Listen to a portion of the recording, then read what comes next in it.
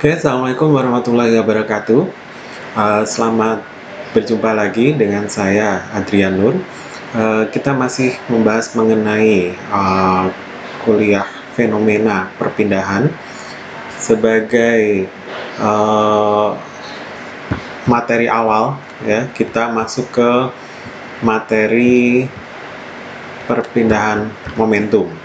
Ya, jadi perpindahan momentum yang bersifat mikroskopis, ya, sangat mikro, dan kita masuk ke bagian awal ini adalah mengenai hukum Newton, mengenai viskositas, ya. Jadi hukum Newton sudah cukup banyak kita pelajari, ya, ada mekanika, ada fluida dan sebagainya. Nah, ini mengenai viskositas. Oke, pertama hukum Newton tentang viskositas. Jadi kita gambarkan ada dua buah plat, ya, plat yang lebar, punya lebar itu berarti cukup plat datar, ya, dua buah plat. Plat itu punya lebar yang cukup, kemudian panjangnya juga cukup, tetapi tipis, ya. Sehingga kalau dilihat dari sisi sampingnya itu seperti di ini, dan kita susun sejajar. Ya, plat ini kita susun sejajar. Kemudian di dalamnya ada fluida. Ini ada fluida, ya. Ada fluida liquid, ada cairan lah gampangannya. Ya, anggap saja fluida cairan. Ya. Nah, ini sekali lagi dipasang secara paralel. Nah, kedua plat tadi kita sebut saja jaraknya Y. Ya, kita anggap jaraknya Y. Kemudian pada waktu T sama dengan 0, ya, jadi pada awal, pada T sama dengan 0, plat yang bawah kita tarik ke arah sumbu X, ya, dengan kecepatan V. Sehingga Vx sama dengan V, satu arah saja. Ya. Jadi yang di bawah dengan kecepatan tetap, konstan, ya, kecepatan sebesar V. Arahnya X, jadi Vx sama dengan V. Nah, ketika plat yang di bawah itu kita tarik, plat tadi akan menyebabkan lapisan fluida yang ada di atasnya itu juga ikut tertarik. Ya, gambarannya kalau tumpukan kertas gitu, ya, kita ambil itu, yang lain kan ikut. Nah, gitu juga dengan ini. Jadi kalau yang ini yang di bawah itu kita tarik dengan kecepatan V konstan, ya, maka fluida yang di atasnya juga ikut tertarik juga. Nah, fluida yang tertarik tadi karena dia bergerak juga sama searah dengan arah X juga, gerakan fluida tadi menyebabkan lapisan fluida yang ada di atasnya juga ikut tertarik, ya. Begitu seterusnya. Jadi lapisan yang di bawah itu akan menyebabkan, karena dia bergerak, lapisan di atasnya juga akan menjadi bergerak, dan begitu seterusnya. Ini pada T yang semakin lama, dan akhirnya pada T yang terhingga, ya, maka distribusi kecepatan ya kira-kira seperti di gambar ini, ya. Jadi ini platnya kita tarik ke arah V, ya, dengan kecepatan Vx, ya, kemudian panjangnya garis-garis ini, ya, garis-garis itu menunjukkan kecepatannya, dan akhirnya pada plat yang diam, ya, jadi ini plat ini kan tetap diam, sementara plat yang di sini bergerak dengan kecepatan tetap V. Nah, pada plat yang diam, fluidanya akan diam juga, kecepatannya akan diam juga. Nah, ini yang kita pelajari untuk memahami hukum Newton. Oke, kita melakukan pengamatan. Kita mengukur gaya yang dihasilkan oleh gerakan plat tadi, ya. Pertama, untuk fluida yang tetap, fluidanya tertentu, satu fluida saja. Kita variasikan luas platnya, ya, tadi panjang kali lebarnya kita variasikan. Kemudian Y itu jarak plat, ya, jarak antar plat tadi, dan kecepatan V, kecepatan tarikan plat tadi bergerak, ya. Itu pada saat percobaan yang pertama. Kemudian untuk percobaan yang kedua, itu kita lakukan pada fluida yang berbeda. Sementara platnya, luasnya, kemudian jarak antar platnya, dan juga kecepatan plat yang di bawah bergerak itu kita anggap konstan, ya, tetap. Nah, hasil pengamatannya yang pertama, kalau fluidanya tetap, ya, fluidanya tertentu, gaya yang dihasilkan pertama dia berbanding searah, ya, maksudnya berbanding dengan luas platnya. Jadi kalau luas platnya itu besar, maka gaya yang dihasilkan juga besar. Kalau platnya kecil, maka gaya yang dihasilkan juga kecil, ya. Berarti sebanding. Sementara kalau kecepatannya juga sebanding. Jadi kalau kecepatan penarikannya itu cepat, ya, V-nya besar, maka gaya yang dihasilkan juga besar.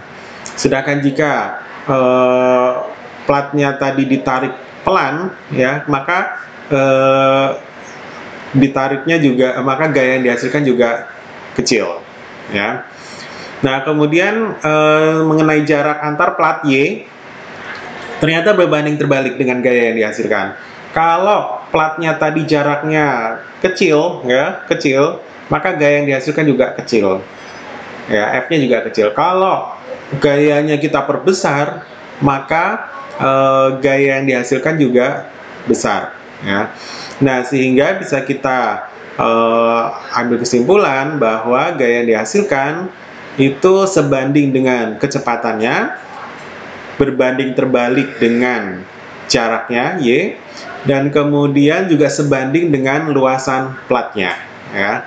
Sehingga kalau dibuat persamaan V per A, ya, A-nya kita pindah gitu, ya, karena nanti kita mau menghitung gaya per satuan luas, ya. Jadi V per A itu sebanding dengan kecepatan penarikan, kecepatan gerakan, kecepatan penarikannya, dan juga berbanding terbalik dengan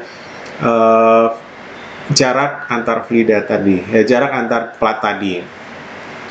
Kemudian percobaan yang kedua, ya, kita buat tadi platnya tetap, jaraknya juga tetap, dan juga kecepatan penarikannya tetap, tetapi fluida-fluidanya kita ganti. Dan ternyata setiap fluida itu menghasilkan gaya yang tertentu, ya, spesifik untuk setiap fluida, dan bersifat konstan. Tadi fluida-fluida tadi bersifat konstan, ya. Nah, itu yang kemudian muncul konstanta mu, ya, viskositas. Nah, ternyata sebanding, ya. Jadi viskositasnya semakin besar, maka gaya yang dihasilkan juga semakin besar, ya. Persamaan ini yang muncul. Nah, sekarang kalau kita buat, misalkan tadi kedua buah plat tadi, ya, kita buat perubahan, ya, perubahan kecepatan dibagi dengan perubahan jarak, ya. Kita lihat sekarang jaraknya. Kita ambil pada Y sama dengan 0, ya, pada Y sama dengan 0 ini. Tadi kecepatannya adalah V, sementara pada Y sama dengan Y itu kecepatannya 0, ya. Kemudian distribusi kecepatannya Vx sebagai fungsi Y. Kan tadi begitu dalam keadaan steady state, maka muncul seperti linear, ya, terhadap jarak, ya. Kalau jaraknya semakin jauh, sampai pada plat yang diam tadi, Y-nya akan 0, sementara pada Y sama dengan 0, kecepatannya sama dengan kecepatan gerakan plat tadi, ya, sebesar V.